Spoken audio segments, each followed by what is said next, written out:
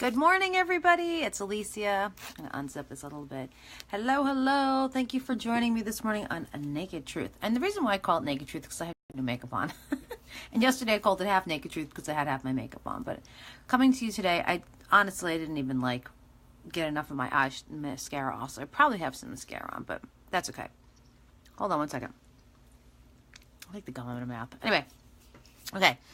So yesterday I had a beautiful day. I went to go visit one of my best friends, Angela, and she treated me to a lovely manicure pedicure.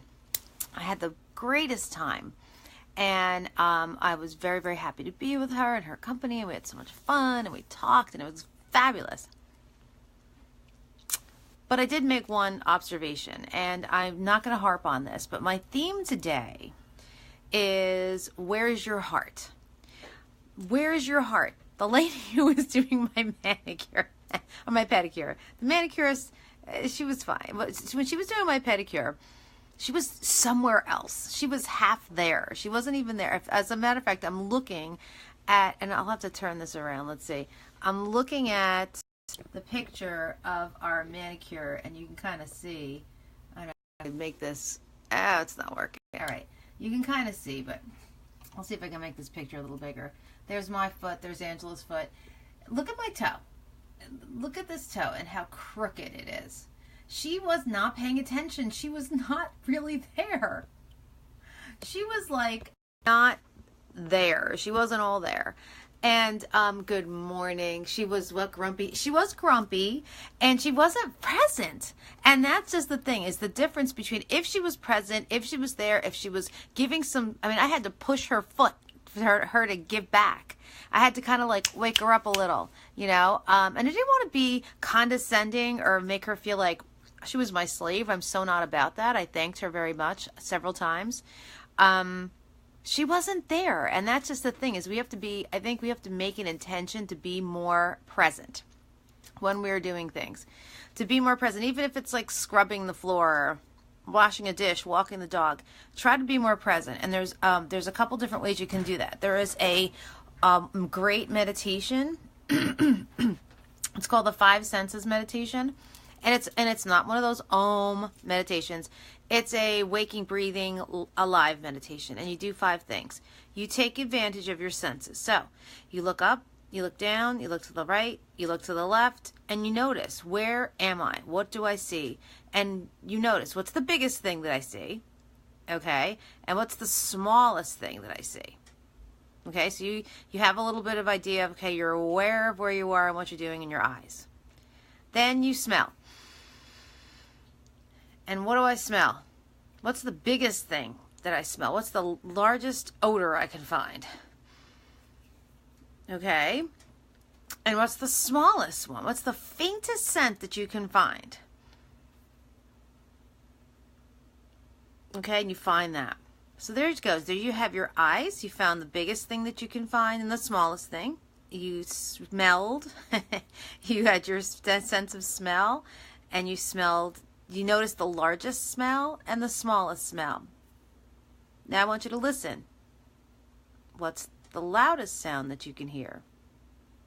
And mine happens to be the ceiling fan in the bathroom. And what's the smallest sound that you can hear?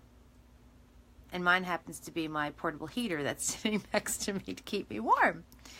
That comes to sensation. So what's the biggest feeling that you feel? So mine happens to be my bottom of my chair, physically.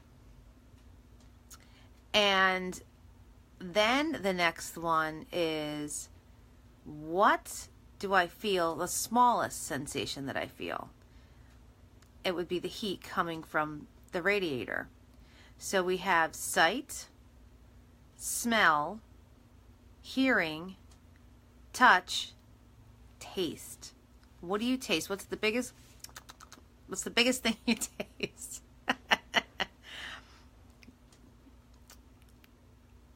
Okay, I'm trying to think of what the heck it is. Gum. That's the taste of gum. And what's the smallest sensation?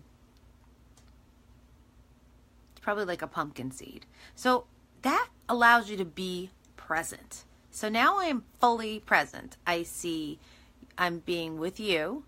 I am showing you how to create a meditation that is alive, that is in action, that is right now, that is relevant. But that helps you to be present to your surroundings. Is go through your 5, your taste, touch, smell, sight, sound. And that will give you the ability to put yourself in a present moment. And that is a great meditation for you to live.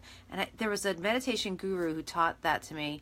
And right now, her name's not coming to me. She was in Mind Valley through Vishnay. And she was an actor on Broadway. She was completely anxious. She was losing her marbles. And she came to this meditation, and now she's this huge guru. I'll figure out her name. I'll write it in, when I figure out her name, I'll write it in the comments so that you guys can see, check her out. She was really cool. I really liked her workshop. It was great. And that was my big takeaway from that Mind Valley episode that I watched, was her meditation and being present in today's day. So I pulled an inspiration card from my Esther Hicks deck, and it says, I want to feel good. Who doesn't want to feel good? That's obvious. And in the back it says, no matter where I am going, no matter what I am doing, no matter who I am doing it with, it is my dominant intention to see that which I am wanting to see. And it's funny because that's kind of like it flows synchronistically with our meditation. Is kind of like, no matter what I see, no matter what I hear, no matter what I taste, no matter what I feel, no matter what I hear, taste, smell, I'll use all your senses, you know what I'm talking about. Allow yourself to see that which you want to see. So, does that mean that every single thing that you're going to run into today is something that you want? Of course not. It's not heaven yet. That would be heaven. You have to sometimes look for the things. Like yesterday when we were in the manicure place, I took notice of a couple things that was in synchronicity with Angela and I and what we talk about. And so that was really cool. I was like, oh, look, there it is. Oh, look, there it is. And it was neat to be able to see that synchronicity. But she wasn't looking and I was. So sometimes you need to be the eyes for your friend. Sometimes you need to point out the beauty in the situation. And that's one of the things I like to do as far as what my call in life is to do, is to point to the beauty in it. Now, for instance, I'm a funeral singer. There's nothing beautiful about a funeral. Not really, unless you have a singer who is showing you the grace of God and the not the forgiveness, the grace that God gives in this terrible, horrible time. The compassion that God has. I'm hoping to allow you to feel that serenity, that the serenity that comes with understanding that your loved one is at peace. And my intention when I'm singing at a funeral especially is to make sure that person crosses over into the light, crosses over with the angels into God. That's very important to me, and I feel like that's kind of part of my mission. Whereas death and a funeral would be terrible and yucky and gross, I love to be able to find the beauty within that terrible experience. So sometimes you can see it yourself, and sometimes you need to be the conduit to help others to see the beauty that they need to witness. Sometimes they can't. Sometimes they are stuck in their space and they need to be gently shown or guided to the beauty that they are actually looking for. So definitely be a force in someone's life. Help someone to see, help someone to hear, help someone to feel, and maybe your touch that will help you be the light to someone else. And make it a great day. See you later. Bye.